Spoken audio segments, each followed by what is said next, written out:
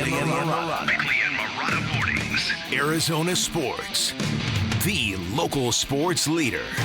Bickley Blast.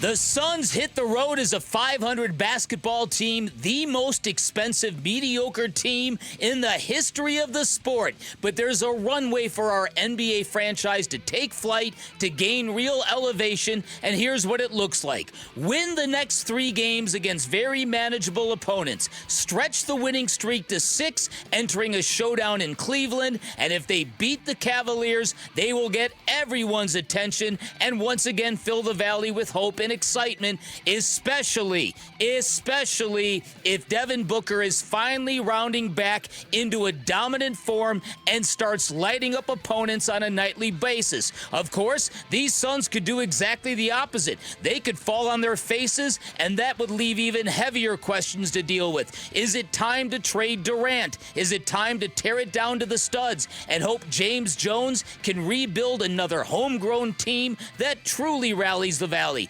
Bottom line, there is great danger in staking a future to D-Book and a pair of stars over the age of 35 who bring a long trail of injuries. But there is also a prevailing belief that Matt Ishbia is not going to stop spending and pursuing and chasing, even if it mortgages the future. After all, who knows more about mortgages than him?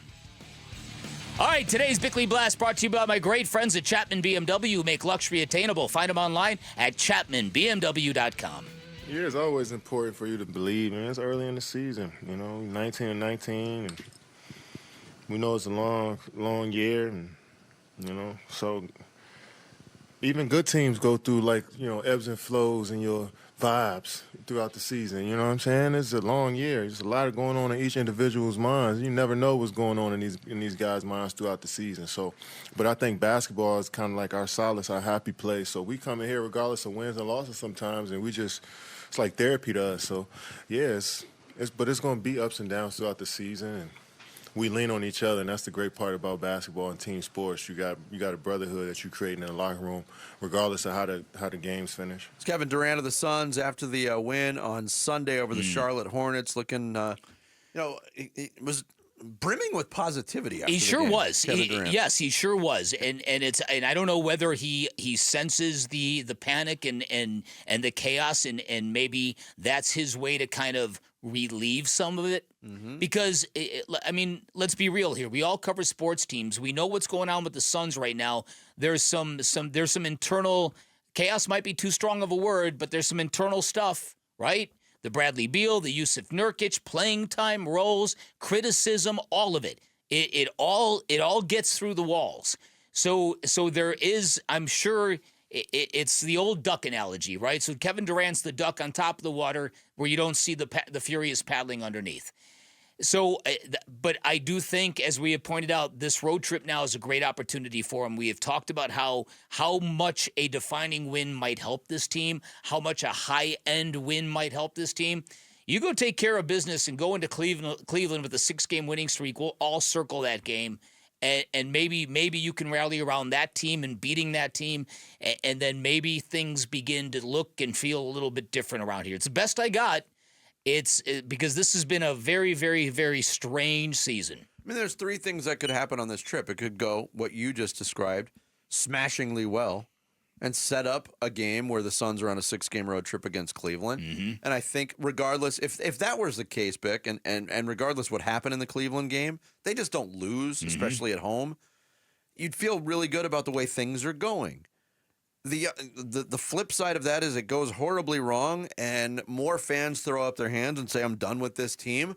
What are they doing? They need to blow it up. And maybe the worst case scenario in all of it is you come back like 2-3, and you have a couple of squeaker wins and a lot of the same things that have plagued this team for those first 38 games of the year pop up again.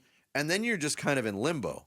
I mean, I don't know what to expect. What I'm looking for tonight is to build on another thing that Kevin Durant talked about on Sunday, and that was the defense in the fourth quarter.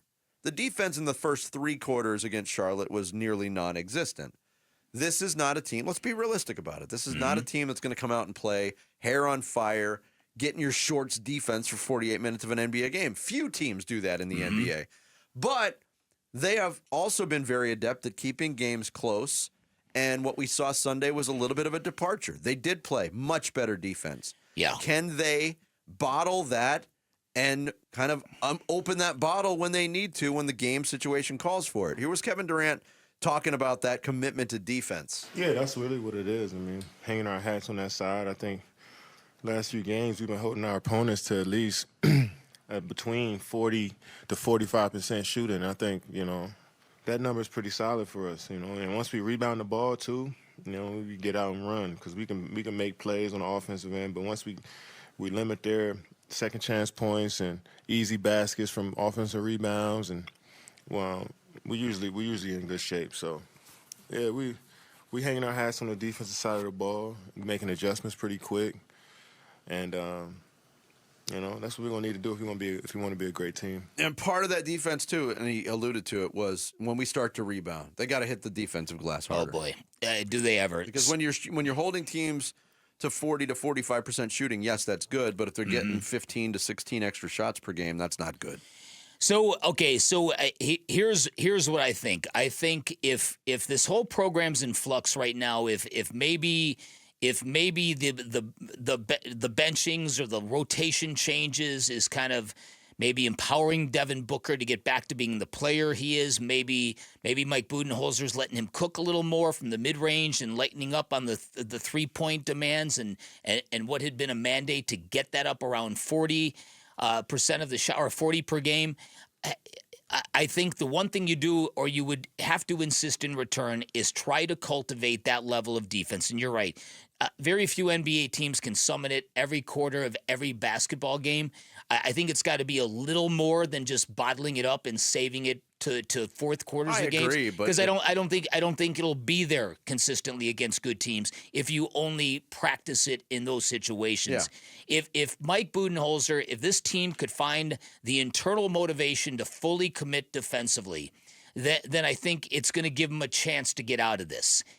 But it's very difficult in the NBA. You know this better than anybody. Playing defense is real sacrifice. And if everybody isn't doing it, you're not going to want to do it either, because it affects you on the other end of the floor. And if you don't have everybody all in all the time, it's like you watch the Suns play defense, and it's the sequencing that's an issue. It's the continuing to play great defense throughout the course of a possession, remembering to box out, remembering to fight through the screens and defend the perimeter, to get out on three-point shooters. It takes a lot of effort. Mm-hmm. And to give that effort, a team has really got to believe.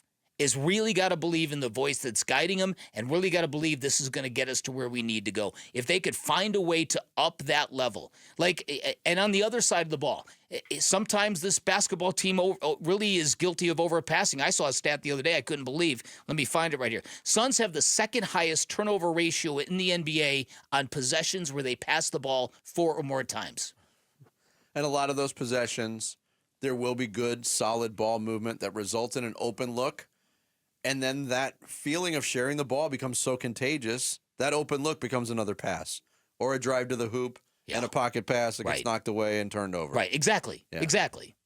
So, so I've got my fingers crossed that this road trip is going to be maybe turning point might be too strong, but a way for this team to get back over 500 and try to create just a higher standard.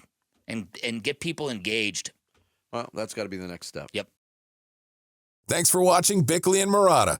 Click to see the latest Bickley Blast and hit the button in the middle to subscribe to Arizona Sports.